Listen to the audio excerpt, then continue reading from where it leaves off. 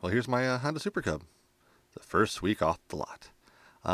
Really, I went looking for something different than a Honda Super Cub. I was looking for a Honda Trail, but unfortunately I couldn't find any around here.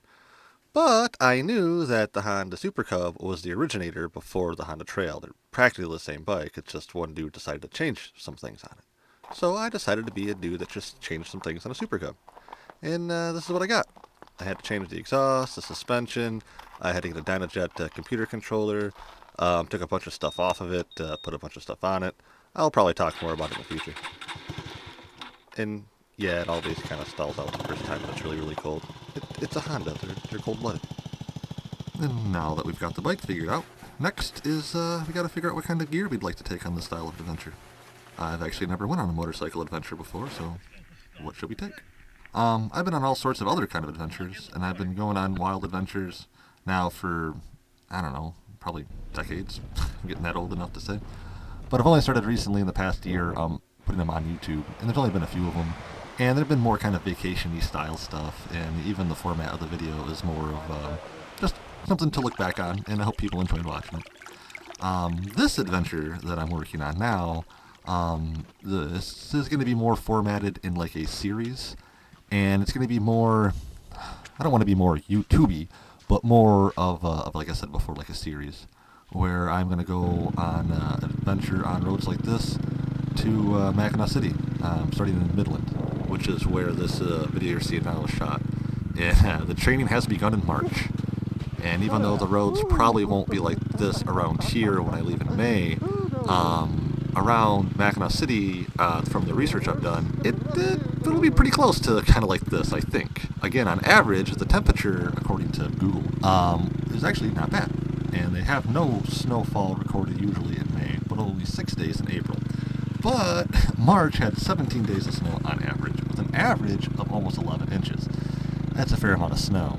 And it rains just about every single day in May. So plotting the maps for this, obviously start Midland, and I've actually rode all the way up to West Branch once. And obviously we go from West Branch to Mackinac City, which when compared to on a map from home to West Branch, it's pretty far, but it's not exactly the halfway point from here to our final destination. And from there to there is quite rural. Actually, it's I brought up this kind of nice satellite map here to give you an idea how rural that space is.